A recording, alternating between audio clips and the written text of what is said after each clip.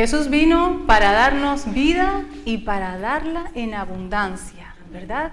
Y Jesús con su venida nos ha dado promesas para nuestra salud, para nuestra economía, para nuestra familia, para todo aquello que compete a tu vida. Pero hoy vamos a hablar de un tema importante, un tema trascendente. Seguramente tú has oído hablar de los 10 mandamientos, ¿verdad? ¿Hay alguien que no ha oído hablar de los 10 mandamientos? Todos lo hemos oído. La pregunta no es si oíste hablar de los 10 mandamientos, la pregunta es si los conoces. Esa pregunta es diferente, ¿verdad? ¿Conoces los 10 mandamientos? Dios tiene un pueblo y toda nación tiene sus leyes. La grandeza de la ley de Dios es que es una ley de amor. Jeremías 31:33, no hace falta que lo busquen porque después vamos a tener la Biblia abierta. Esto es solamente una introducción. Jeremías 31:33 dice así: pondré mi ley en sus mentes. ¿Dónde es la mente? ¿Dónde es la parte racional? Muchas veces lo hemos dicho, ¿verdad? Ya lo tenemos aprendido. Es el prefrontal. De todo el frontal del cerebro, la parte prefrontal es ahí donde nosotros razonamos, es ahí donde radica nuestro pensamiento cognitivo, nuestra inteligencia. Pues dice él, pondré mi ley en sus mentes, en esa parte de tu cerebro, y la escribiré en sus corazones. ¿Y dónde radica el corazón? Cuanto más estudiamos el tema del corazón en la Biblia, tanto más va apuntando a una zona que está en nuestro cerebro. Está en el centro del cerebro. La parte cognitiva, inteligente, racional, lógica nuestra, está en la zona del córtex, en la zona exterior del cerebro. Pero la parte emocional, las emociones, las pasiones, eso radica en el centro de nuestro cerebro. La primera es consciente. La primera es lo que nosotros somos conscientes de que estamos razonando en eso. La otra es inconsciente. No somos tan conscientes de que eso está ocurriendo dentro de nosotros. Esa otra mente que está en el centro del cerebro, que es pasional, que es emocional, es el hipotálamo. Está localizada como es, con ese nombre, el hipotálamo. Quiero que ya se vayan teniendo, que no les voy a dar mucha terminología. Sí me gustaría que fuéramos entendiendo ya esto. Ese es el corazón del cerebro y se halla en el centro mismo de él. Es la mente de la pasión, de la emoción, de los instintos, de las corazonadas, de la fe, de la esperanza, de la ilusión, de la imaginación. Es una mente que piensa también, tiene pensamiento, igual que la lógica, la emocional tiene también pensamiento. Y gobierna más cosas. El hipotálamo va gobernando más cosas. Gobierna el sexo, el miedo, la ira, las pasiones, los malos pensamientos. Entonces, quiero dar como un pequeño ejemplo de qué es lo que pasa con estos dos pensamientos. El emocional maneja al racional. Y lo vamos a entender de una forma muy sencilla. Nosotros todos hemos tenido la experiencia de estar en clase y tener un profesor que nos cae muy bien, que nos trata muy bien, ¿verdad? Que es muy simpático, que nos llega al corazón, que nos hace sentir bien. Y ¿verdad que esa asignatura le prestamos más atención? La aprendemos mejor, se nos queda mejor grabada, sacamos mejores notas ahí. ¿Hemos tenido esa experiencia o no hemos tenido esa experiencia? Sí. ¿Verdad que nos ha pasado? ¿Por qué? ¿Qué es lo que está pasando? Está pasando que la emoción gobierna a la razón. Aunque las dos las tenemos, la emoción llega primero. Y un poquito más adelante vamos a entender. Dice, por ello, esas emociones deben estar sujetas a la ley del amor. Ese corazón, ustedes se ponen a buscar cuántas veces nos habla la Biblia del corazón y hay un montón de textos que no los podemos ver en una mañana. Son incontables los textos donde Dios dice, voy a poner mi ley en vuestro corazón. Esas emociones que radican en el corazón son los que están gobernando al hombre. No dice la palabra como es su pensamiento en su corazón, así es él. No estamos gobernados por la lógica, estamos gobernados por las emociones. Por eso el Señor tiene tanto interés en poner su ley en el corazón, porque es lo que va a gobernar el hombre. Dice Mateo 15:19, porque tal como piensa en su corazón, así es él. Perdón, ese es Proverbios 23:7. En Mateo 15, 19 dice, porque del corazón salen los malos pensamientos, los homicidios, los adulterios, los robos, etc. Todo lo malo, pero todo lo bueno también cuando la ley del amor, la ley de Dios, está en él. Quiero hablarles de un término que es nuevo para la ciencia, pero que se está experimentando y está dando muy buenos resultados. Quiero hablarles de neurodecatología. ¿Y qué cosa es eso de neurodecatología? Decatología viene de los 10 mandamientos. Bien, consiste en lo siguiente. El que nos habla de esto es el doctor Tomás Ramírez López. Lleva muchos años tratando a sus pacientes con los 10 mandamientos, con la ley de Dios. Y ha tenido muy buenos resultados. Entonces él, después de muchos años, empieza a contar qué es lo que le está pasando con esta experiencia. Él asegura que leer los 10 mandamientos, escribirlos, hablarlos y cumplirlos hace que se graben en nuestro corazón, en la zona central, en el hipotálamo, lo cual nos ayudará a encontrar el perdón y la sanidad. Yo les dije que les iba a marcar deberes, pues ahí van, ya van deberes. Escribirlos de momento, los 10 mandamientos, pero va a haber más. Cuando hacemos esto, él afirma que de esa forma los mandamientos se van grabando en la mente consciente, ¿no?, en la racional y en la inconsciente. Y vamos a ver cómo. Entonces se logra la paz con Dios y con el prójimo. Por medio de ese perdón y del amor divinos que cambian la actitud mental, se alcanza salud física y espiritual. Vamos a ver cómo ocurre. Bien, yo tengo aquí una gráfica, lo que no van a poder verla muy bien, pero bueno, para yo guiarme un poquito mejor. Miren lo que pasa. Cuando nosotros leemos la ley de Dios, no lo van a ver los que están muy lejos, cuando nosotros estamos leyendo los mandamientos, resulta que se nos graba, se nos impresiona la zona trasera del cerebro, el área occipital. Entonces, nosotros pensamos que vemos con los ojos, pero nosotros no estamos viendo con los ojos solo son un receptor. Donde en realidad se está formando la imagen es atrás, en la parte trasera de tu cerebro. Cuando tú estás leyendo los mandamientos, esa ley se está grabando, se está inscribiendo ahí en la parte trasera. ¿Bien? Eso cuando los leemos. Cuando lo estamos viendo, cuando lo vemos, se impresiona esa parte trasera.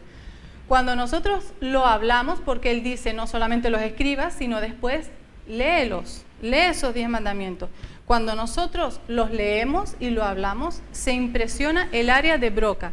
El área de Broca está al final del área frontal, ya no en la prefrontal, sino en la frontal, pero en el tercio posterior izquierdo. Está en la zona izquierda del cerebro y en la zona del córtex, en la zona exterior. Bien, esa área se impresiona. Cuando tú lo dices, el área de Broca es la parte que tiene que ver con nuestro habla. Pero cuando tú lo estás hablando, lo estás oyendo, ¿verdad? Yo estoy hablando, pero yo me estoy oyendo a mí misma. Luego eso ingresa en el área de Wernicke. Y esa área está también en la zona izquierda de la zona temporal, ¿vale? Está un poquito más atrás de la zona frontal. Cuando nosotros oímos, hablamos y lo escribimos y lo pensamos, se activa todo el cerebro. ¿Por qué? Porque cuando llega un momento en que tú meditas en eso que tú has leído, si tú te quedas meditando en eso, resulta que nosotros de momento hemos activado el área izquierda del cerebro, ¿verdad? Pero cuando meditamos en eso, entonces empezamos a influir en la zona derecha del cerebro, con lo cual cuando nosotros hacemos esta acción, todo el cerebro queda impresionado con la ley de Dios. Yo preparando este tema yo decía, Dios mío, es impresionante. A mí me gusta mucho imaginar y meditar en las cosas y en la palabra de Dios, ¿no? Yo pensé, bueno, si cada ser humano que habita en este planeta se dejara impresionar, dejara que el Señor impresionara su mente, las dos mentes, la racional y la emocional, con su ley de amor, este mundo sería maravilloso. Este mundo sería como tuvo que ser desde el principio, ¿verdad? Pero esto de escribirlo, leerlo, meditarlo, hablarlo, se le ha ocurrido al doctor o ya lo dejó escrito el Señor? Miren, Deuteronomio 6, de los versículos 5 al 9. Dice así: amarás al Señor tu Dios con todo tu corazón, con toda tu alma y con todo tu poder. Luego, esto no es nuevo del Nuevo Testamento, esto ya estaba en el Antiguo Testamento, ¿verdad? Y ahora viene lo interesante, lo que nos compete a lo que estamos diciendo ahora. Y estas palabras que te mando hoy estarán sobre tu corazón. ¿Dónde? ¿Dónde está nuestro corazón? En el centro del cerebro. Las repetirás a tus hijos.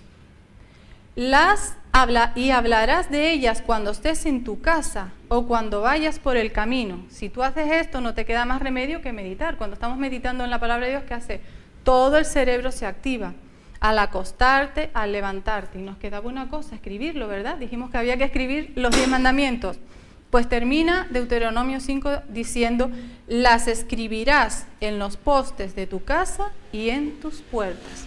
El ejercicio que vamos a tener para todos esta semana no es un ejercicio que me he inventado yo, no es un ejercicio que se ha inventado el doctor Tomás Ramírez. Es un ejercicio que el Señor dice que hagamos. ¿Por qué? Porque es la forma como Él tiene de escribir su ley en nuestras mentes. ¿Hasta aquí se ha entendido? ¿Hay algo? ¿Nos hemos perdido por el camino? ¿Hasta aquí lo vemos claro? Muy bien.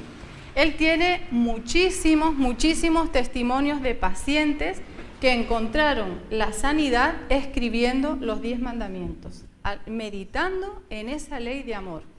¿Por qué? Porque cuando tú meditas en la ley de amor, van saliendo lo que está de forma inconsciente en nuestra parte emocional.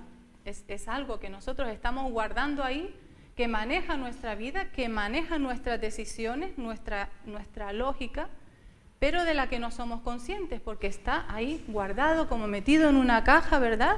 Está durante años y años, pero no estamos siendo conscientes de eso.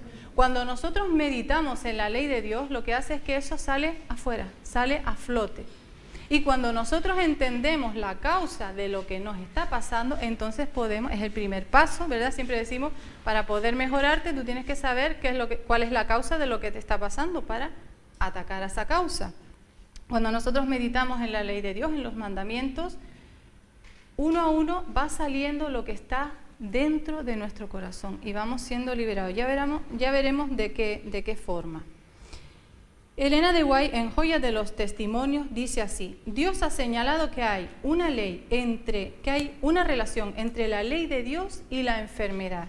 Y fíjense lo que dice: ningún médico puede ejercer durante un mes sin ver esto ilustrado.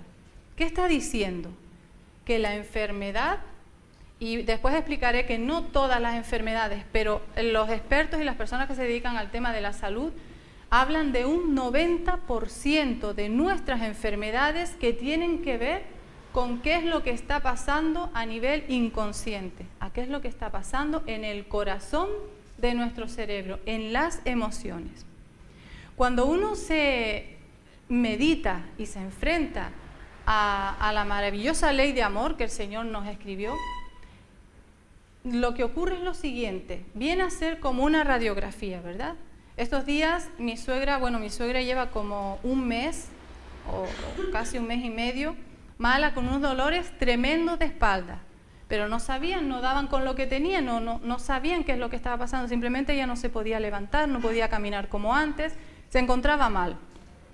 Entonces fue y se hizo una radiografía. La radiografía todavía no cantó bien, que no se veía claramente qué es lo que tenía, y finalmente se hizo una gammografía con rayos gamma, y esa sí le señaló qué es lo que tenía. Finalmente tiene 2 vértebras quebradas, ¿verdad? 2 vértebras dañadas. La radiografía no ha curado a mi suegra, pero ¿qué es lo que hacemos con ella? La llevamos al que la puede curar, ¿verdad? Al médico. Y entonces la persona ve: necesito un médico porque tengo esto dañado que no me deja estar bien, no me deja disfrutar de la vida. Con la ley de Dios pasa algo parecido. La ley de Dios no te va a curar lo que te pasa. te va a decir la causa de lo que te pasa y entonces tú vas a necesitar un médico. Porque igual que mi suegra no puede operarse a sí misma, ni sabe cuál es el tratamiento porque no es médico, igual nosotros cuando descubrimos y después iremos mandamiento a mandamiento, uno por uno, viendo dónde está la causa de lo que nos sucede, nosotros nos daremos cuenta que eso por nosotros no lo podemos solucionar, que necesitamos al médico que lo solucione, que es Cristo. Entonces es por eso que la palabra dice, la ley nos lleva a Cristo. La ley nos lleva a Cristo de forma necesaria porque yo necesito a alguien que me sane de eso que me está pasando. Cuando Jesús curó al paralítico en la casa de Pedro, le dijo, hijo, tus pecados te son perdonados. Eso está en Mateo 9. Tus pecados te son perdonados. Jesús mismo señaló en ese caso el pecado como enfermedad. Y si el pecado es enfermedad, entonces si se radica eso, esa falta de amor, vamos a cambiar el pecado por la falta de amor. Si esa falta de amor que estoy teniendo se erradica, entonces la persona es sanada. ¿Sí? ¿Hasta aquí bien? No todas las enfermedades son a causa de que hemos cometido el pecado, porque claro, uno da la información y a veces el Señor es amplio, el Señor trata de que tengamos mente abierta, ¿verdad? Por ejemplo, cuando el ciego de nacimiento se lo llevaron a Jesús, le preguntan, ¿quién pecó? ¿Este o su padre? Y Jesús, ¿qué dijo? Ni este ni su padre. O sea, en aquel caso no había sido un pecado de él. Vale, pero estamos hablando, si hasta el 90% de nuestras enfermedades es a causa de lo que está pasando en mis emociones, en mi corazón, ¿vale la pena o no? Yo quisiera estar en un 90% mejor, ¿o no? Es casi un 100%. Yo quiero saber si hay algo que yo pueda hacer todavía para mejorar un poquito más en mi salud. Y cuando hablamos de salud, puede ser salud en las relaciones personales, por ejemplo, salud con respecto a mi dinero. Bien, el método de Jesús para encontrar la salud es guiarnos a reconocer primero que nos pasa algo, que hay una causa en lo que nos está pasando, lo cual se logra cuando nos examinamos ante la ley del amor. Y vamos a ella, vamos a ver cuál es esa ley maravillosa. Aquí vamos a escudriñar un poquito más. Para entender esa ley, nosotros, e incluso para entender toda la palabra, pero en concreto lo que estamos estudiando hoy, para entenderlo necesitamos partir de dos conceptos que la Biblia nos dice de cómo es Dios. ¿Qué nos dice de cómo es Dios? Nos dice que Dios es amor, ¿verdad? Eso está en Primera de Juan, el versículo 4-8. Dios es amor. Y todo lo demás que nosotros leamos en la palabra, y en este caso en los mandamientos, tiene que coincidir con esa idea y con su carácter que Dios es amor. Y la segunda definición que necesitamos para entender la palabra es que Dios es espíritu. Eso está en Juan cuando tiene su diálogo con la samaritana, Juan 4, el versículo 24. Dios es amor y Dios es espíritu. Luego, cuando yo lea los mandamientos, cuando lea la ley de Dios, yo voy a tener que tener esa base para poder comprenderlos. Más cosas que necesitamos saber para poder entender esa ley. Vamos a leerlo porque la propia Biblia se explica. Me gustaría que abrieran Éxodo 20 y aquí sí los que están estudiando y ayudando al compañero, pues que le ayuden un poquito. Ahora vamos a centrarnos y a escudriñar Éxodo 20. Empieza diciendo así: entonces Dios habló estas palabras. Cuando nosotros hablamos del tema de la palabra de Dios, la importancia que tiene la Biblia, dijimos que la Biblia estaba escrita inspirada por hombres, estaba inspirada por Dios, pero la escribieron hombres. Pero lo que vamos a leer no los inspiró Dios, lo escribió directamente tal cual Dios quería que fuera escrito. Es la única parte, es un apartado, por eso es tan importante esta ley del amor, porque es una parte que hace Dios como diciendo, esto es tan importante que no dejo que nadie lo escriba, lo escribo yo mismo. Eso lo escribe Dios. Él dice así: yo soy el Señor tu Dios, que te saqué de Egipto. Ah, pero entonces estos mandamientos no son para mí, porque yo nunca estuve en Egipto. ¿Alguien estuvo en Egipto de los que está aquí? ¿Alguien ha visitado Egipto? ¿Ha visto las pirámides? ¿Las ha tocado? No, yo no. Susi estuvo en Egipto, vale. Aparte de Susi, estos mandamientos son solo para Susi entonces, porque ella estuvo en Egipto. ¿Qué significa Egipto en la palabra de Dios? Egipto es una tierra de esclavitud. Cuando tú te encuentras con el Señor Jesús, Él te libera de muchas cosas. Algunos cuentan que les ha liberado de miedo, algunos les ha liberado del estrés, otros tenían malas relaciones con los padres, ¿verdad? Cada uno ha tenido su salida de ese Egipto y de esa esclavitud. Entonces, cuando Dios nos da esta ley de amor, no te la da para que tú hagas un esfuerzo en guardarla, no son órdenes. Quisiera recuperar la idea, ya que venimos desde el primer estudio bíblico, que la palabra de Dios son promesas. Estos son promesas, no es algo que tú tengas que hacer y que tú tengas que decir, ahora me tengo que esforzar, no sea que yo meta la pata en alguno de los mandamientos. No, porque es algo que Dios va a poner en tu mente, ¿vale? De manera que esa va a ser tu ley, va a ser como tú te dirijas, pero no porque hagas un esfuerzo, sino porque Él lo está poniendo en ti. Vamos con el primer mandamiento. La primera, vamos a cambiar mandamiento, porque parece que es una orden, vamos a cambiarla por la promesa. La primera promesa dice así, no tendrás otros dioses fuera de mí. Pero yo no tengo dioses, no tengo estatuillas extrañas. Recuerdo una vez unos hermanos con mucho cariño vinieron de Colombia y me trajeron una estatuita muy fea y me dijo, este es el Dios de allí, el que se adora. Y yo dije, pues no sé para qué me traen esto sabiendo lo que pensamos. Bueno, pero era un recuerdo a modo de... Entonces, cuando yo leo esto, no tendrás otros dioses fuera de mí. Yo no tengo esas estatuillas, este mandamiento será para mí. Este doctor que habla de neurodecatología dice que tuvo una vez una experiencia con una señora que le contó lo mismo que le contaba a los demás pacientes y les decía, lo que tienes que hacer es escribir los 10 mandamientos y entonces tú verás cómo eso en tu mente va a ir sanando las dolencias que tienes en tu cuerpo. Entonces ella le dijo, no, yo no necesito leerme los 10 mandamientos, ya desde el primero sé lo que está pasando. Dice, yo tengo otro Dios, dice, yo tengo un Dios al que le dedico mi tiempo, mi esfuerzo, mi dinero, llamo a mis familiares y a mis amigos y le hablo de ese Dios. Dice, yo todas las mañanas me postro y es lo primero que hago, rendirme a ese Dios. Dice, y ese Dios es mi enfermedad. Aquellas cosas que nosotros tengamos, que nos levantamos por la mañana, es lo primero que pensamos, lo último que pensamos por la noche, le dedicamos nuestro esfuerzo, le dedicamos nuestra vida, nuestra salud, estamos entregando a veces hasta la familia, no le dedicamos tiempo a la familia. Cualquier cosa que hemos puesto en primer lugar, eso es un Dios. Y muchas veces pensamos, eso no me está pasando a mí. Decíamos antes, lo comentaba Sergio, escuché de hace un pastor hace muchos años y me gustó la idea.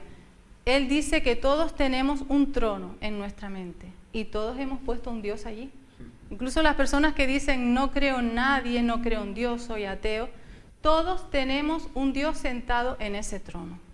Cuando nosotros en ese trono ponemos al verdadero Dios, al Dios de amor, todas las demás cosas se van colocando, todas las cosas se van recolocando en tu vida.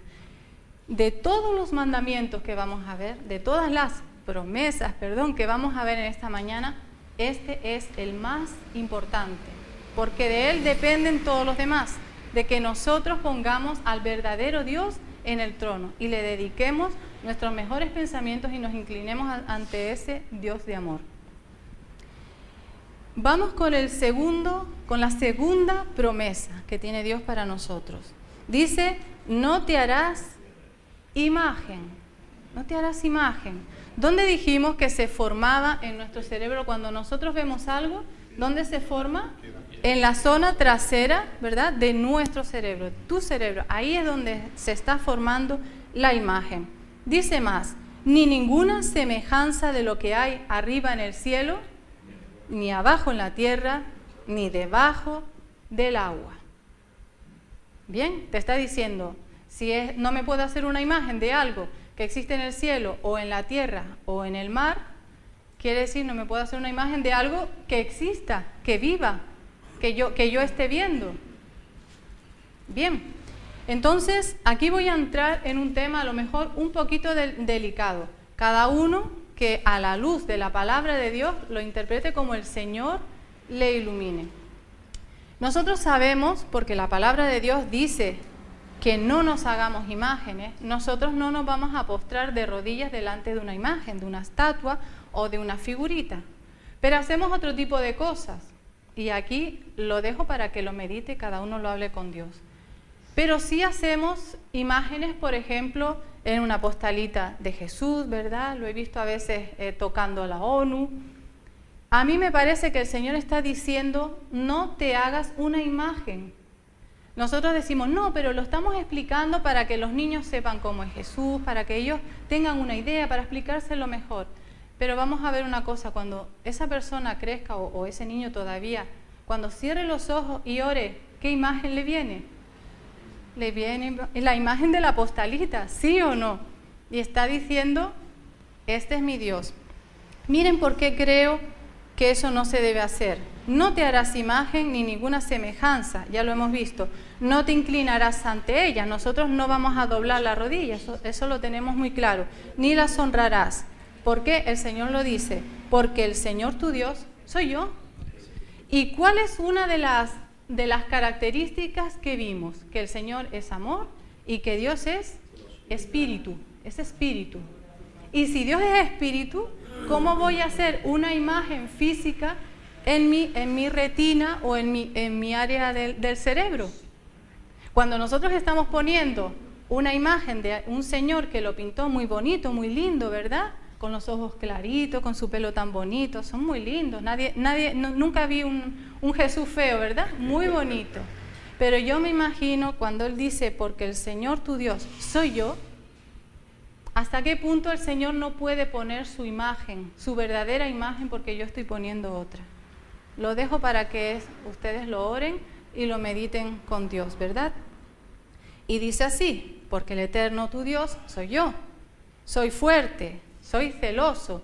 Y cuando habla de que soy celoso, volvemos a recordar, Dios es amor. Si Dios es amor, ese celoso no puede ser del esposo o la esposa que tiene al marido encadenado, ¿verdad? No puede ser ese celo, tiene que ser un celo de amor, como el papá o la mamá que cela a sus hijos para que los cuida, los protege para que no les pase nada. Es ese tipo de celo. Pero sigue diciendo que visito la maldad de los padres sobre los hijos. Visita la maldad de los padres sobre los hijos. Pero ese Dios es amor. Y si un Dios de amor visita a alguien, ¿cómo lo visita? ¿Para darle un palo? ¿O lo visita para recuperarlo? Cuando yo leo que visito la maldad de los padres sobre los hijos, hasta la tercera y la cuarta generación de los que me aborrecen, yo estoy imaginando ese Dios no con un palo, sino ese Dios tratando de ir a esas familias, a esas personas que todavía no creen y que le dan la espalda a Dios, está llamando con amor. Porque sigue diciendo, trato con invariable amor por 1000 generaciones a los que me aman y guardan mis mandamientos. ¿Qué invariable amor? Con el mismo amor que trato a los que me aborrecen, trato a los que me siguen. Porque Dios es amor. ¿Hasta aquí bien? ¿Sí? ¿Lo vamos viendo? Vamos con la tercera promesa. Entonces, como yo te he sacado de tu Egipto, como yo te he sacado de tu esclavitud, te va a pasar lo siguiente: no tomarás el nombre del Señor tu Dios en vano. Me costó un poquito, toda la vida me costó un poquito entender qué significaba este versículo. Les voy a contar, cuando se escriben los 10 mandamientos, el nombre de la persona significaba ¿qué? El carácter. Entonces, no tomarás el carácter del Señor tu Dios en vano. No tomarás, ¿cuál es el carácter de Dios? Es amor, no hay otro, es sencillo, es simple de entenderle, ¿verdad? No tomarás el amor de Dios en vano. Cuando tú vas a alguien y tú le hablas de Dios y tú dices, este es mi Dios, esto es en lo que yo creo, tu carácter y el de Dios tiene que ser uno. Cuando se comete una injusticia y tú dices, no, yo hago esto, yo puedo hacer una masacre, yo puedo cometer una maldad y lo hago en el nombre de Dios, se está alterando el amor en este mandamiento. Porque el carácter de Dios es amor. Y cuando tú digas yo vengo en el nombre de Dios, tu carácter y el de Dios tiene que ser uno, tiene que ser el del amor. No sé si alguno tuvo alguna dificultad con esta promesa alguna vez. Yo sí la tuve y ahora de esta manera la puedo entender bien. Cuarta promesa. Si nunca escuchaste hablar de los 10 mandamientos, esta es la que más te va a sorprender. Acuérdate del día sábado para santificarlo. ¿Del día cuál? El sábado. Ah, pero esto no me lo habían contado. Yo es la primera vez que oigo hablar de esto. Este tema es tan novedoso para la persona que la primera vez que se encuentra con los 10 mandamientos le puede llegar a sorprender, que no lo vamos a desarrollar en el día de hoy, sino que va a ser el próximo tema. Y vamos a ver cómo el Señor en su palabra nos va a indicar lo siguiente. Desde el principio, desde la creación, hasta después, cuando estemos en la tierra nueva, después de la venida de Cristo, ese sábado se va a guardar siempre. Ese es el propósito de Dios. Pero lo vamos a dejar ahí, ¿vale? Porque lo vamos a desarrollar de forma más profunda en el próximo tema. Entonces lo dejamos ahí y seguimos con el siguiente. Las primeras 4 promesas tienen que ver en nuestra relación con Dios, ¿verdad? Lo ponemos a Él. A mí me gustaría que conforme vamos pasando promesa a promesa, eso se nos vaya impregnando en nuestra mente, ¿verdad? Ya hemos tomado la decisión de dejar que Dios se posesione de nuestro trono mental, de que Él entre. Ese es el primero. El segundo dice, no te hagas imágenes. A mí me gustaría tener la imagen del verdadero Dios, que es espíritu y que es amor. A mí me gustaría que el Señor pusiera su verdadera imagen en el centro de mi mente, para poder entenderlo, para poder conocerlo mejor. Bueno, uno a uno, vamos con los mandamientos, y los 4 primeros tienen que ver en la relación, como el Señor ha dicho, como la explicación de ama a Dios sobre todas las cosas. Es esa explicación. Los otros 6 tienen que ver para el hombre, en la relación del hombre con el hombre.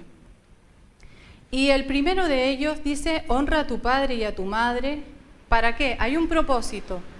Para que tus días se alarguen en la tierra que el Señor, tu Dios, te da. Esta promesa es de protección para la familia. Cuando el hijo obedece y honra a los padres, ¿verdad? Que se alargan sus días, ¿o no? Cuando tú haces caso y obedeces, porque los padres, ¿qué te van a decir? No corras, no hagas locuras, no vayas con estas personas que no te convienen. ¿Verdad? Que muchos, escuchando la voz de sus padres y obedeciendo, sus vidas se alargan, sus vidas prosperan. Todo eso lo podemos entender, ¿verdad? Pero después pasa algo en el transcurrir del tiempo, y es que los papás empiezan a ser como el hijo que antes era dependiente, y entonces resulta que eres tú quien cuidas. Entonces ese honrarás a tu padre y a tu madre es una protección para toda la vida, primero para los hijos y después ya cuando va avanzando el tiempo para esos padres que están mayores. Y así es como el Señor protege. Esa es la idea que el Señor tiene para nosotros. La siguiente promesa, no matarás. Bueno, esto es fácil, ¿no? Yo no mato, ¿verdad? No matarás y punto. Pone en mi Biblia. ¿En tu Biblia pone alguna explicación más? En la mía pone punto y final. No hay más explicación. Entonces yo estoy contenta, estoy feliz, porque yo como nunca maté a nadie, esta promesa está bien, esta no tiene nada que ver conmigo. Miren qué maravilloso, cuando vino Jesús, no solamente dijo, estos 10 mandamientos ya no sirven para nada, olvídense de ellos, vamos a otra cosa, sino que magnificó estos y los hizo más grandes. Y cuando habla de esta promesa, de este mandamiento, él dice, no solamente no mates a nadie, sino que cualquiera que insulta a su hermano ya está faltando en el amor. Ya el amor aquí está faltando. Nosotros fuimos creados para amar. Y esto ya vamos un poquito a la ciencia. La ciencia lo ha corroborado, lo ha comprobado en las personas.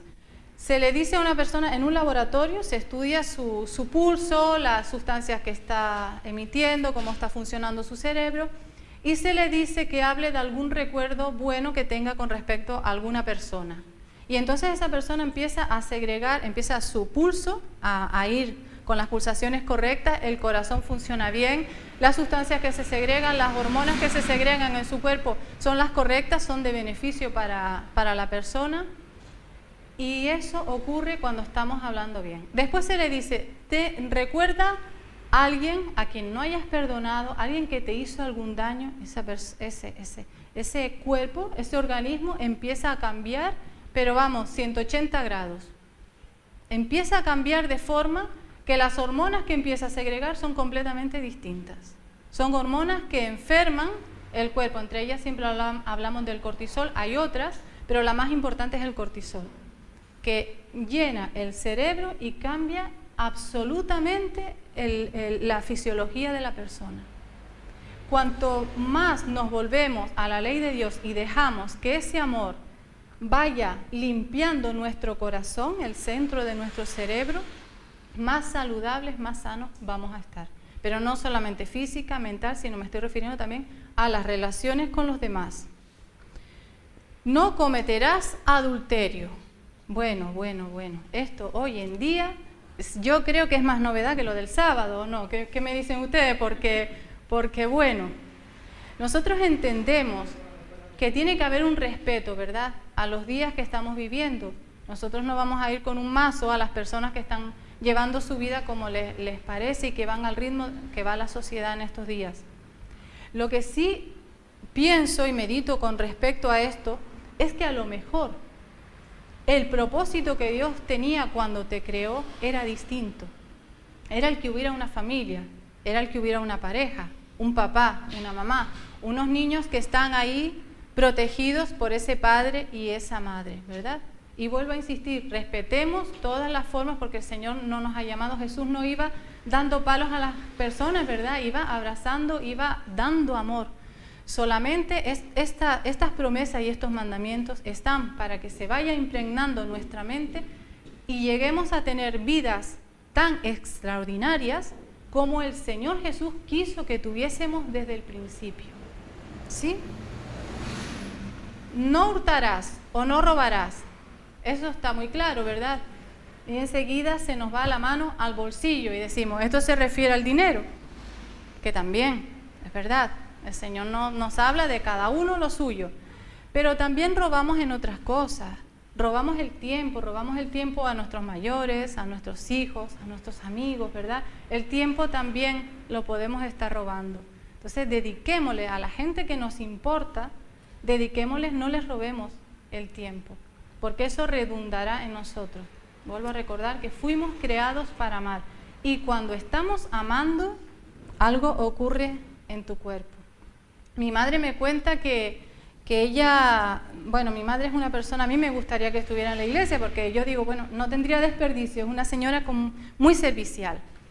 Y ella dice que en un momento dado cogió a un señor y le ayudó a cruzar, era una persona que no veía, iba con su bastón, y entonces ella la cogió.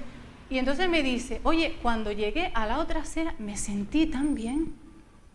Y ahora cuando yo estaba meditando en esto, recordé aquello que me contó ella y que todos hemos experimentado en un momento, ¿verdad? Cuando hacemos bien, ¿verdad? Que algo recorre en nuestro cuerpo y decimos, uy, algo ha pasado, porque es que fuiste creado para eso, fuiste creado para amar. Y cuando estamos en ese estado y cuando dejamos que esa ley sea la ley que genere nuestros impulsos, las pasiones y la lógica, entonces estamos sanando, pero no solamente a nosotros, sino a nuestro entorno. No hablarás contra tu prójimo falso testimonio. No, pero yo es que cuando hablo de los demás es para ayudar, no es porque esté... A ver, hay que tener tanto cuidado con esto, porque estos 6 mandamientos, los que tienen que ver entre tú y los demás, en realidad, en una primera lectura parece que son beneficio para los demás, ¿verdad? Si yo no mato a alguien, si yo no le robo a alguien, si yo no le soy infiel a alguien, pues el que se está beneficiando parece que es el otro, ¿no? En una primera lectura pareciera que es así. No, el que más se beneficia cuando yo hago las cosas conforme a Dios, soy yo. En este mandamiento, en esta promesa, cuando no hablas contra tu prójimo falso testimonio, te estás beneficiando tú. Conozco a una persona que es radical con esta promesa, es radical. Cuando alguien va y le dice, mira, te voy a contar, pero para que tú sepas, no. Yo lo que tengo que saber de esta persona, ya lo sé, no me cuentes nada. Y la verdad que me gusta su postura, porque me hace recordar que eso no solamente es que esté feo hablar de los demás, es que es una promesa de Dios. Cuando estamos con Dios, cuando hemos sido liberados de la esclavitud con Jesús, nosotros no vamos a criticar, no vamos a hablar mal de otra persona. El último, no codiciarás la casa de tu prójimo, no codiciarás la esposa de tu prójimo. Yo añado aquí ni el esposo, ¿verdad? Porque esto, ni él ni ella, ni su siervo, ni su criada, ni su buey, ni su asno, ni cosa alguna de tu prójimo. ¿Qué es la codicia? La codicia no es algo que hacemos, es algo que pensamos. Y reflexionando en esta promesa, llegué a la conclusión que nosotros tenemos que tener cuidado con lo que llega a nuestro pensamiento. Porque cuando nosotros codiciamos algo, no solo que se nos pasa por la mente, sino la codicia ya es empezar a acariciarlo y dedicarle tiempo, ¿verdad? Y acariciar, yo quiero aquello que no es mío. Resulta que está mal, el Señor nos explica, esto está mal, porque si tuvieses la oportunidad, si se diese el caso, las circunstancias en que pudieras tomar eso que no es tuyo, lo harías. Cuando ha habido codicia, por eso tenemos que cuidarnos de esa codicia. Algo más quisiera antes de terminar. La emoción, de la manera como el Señor ha hecho nuestro cerebro, resulta que cuando nosotros recibimos una información o un estímulo, pasa primero por la zona emocional, ¿vale? Entra primero a la emoción. Por eso es tan importante que la ley esté en el corazón, en la emoción. Porque entonces ya esa emoción, esas pasiones ligadas al amor de Dios, después pasarán por el filtro de la lógica, pero primero están pasando por la emoción. Nosotros no conocemos personas que de repente les ha pasado algo y han dado un golpe que no tenían que haber dado, han reaccionado de una forma que no tenían que haber reaccionado, porque la información a nosotros primero nos llega a la emoción. Es lo que le decía del profesor. Cuando tú estás el primer día en clase y lo ves entrar, hay una emoción que se te desarrolla en ti, y cuando empieza a hablar, entonces eso llega primero a tu emoción y solo después razonas. Y son como filtros. Primero lo pensamos, primero hay un pensamiento y después lo razonamos. Primero hay un pensamiento en el corazón. Por eso es tan importante que esa ley de amor esté dentro de nuestro corazón. Me gustaría que ustedes el ejercicio lo hicieran. Yo no sé cuántos están haciendo los ejercicios, hay algunos que lo están haciendo y ya me están contando, oye, me está viniendo genial. Tengo una paz, ha cambiado esto, ha cambiado lo otro, me dicen, ya contaré el testimonio en su momento, ¿no? Antes de concluir, me gustaría que tomásemos una decisión. Es una decisión muy sencilla y es la siguiente, la de decidir que Dios es amor, que su ley es amor y que yo quiero que el Señor ponga su ley de amor en su mente, en mi mente y en mi corazón. Amén. Que así sea. Que Dios lo bendiga. Amén. Amén. Amén.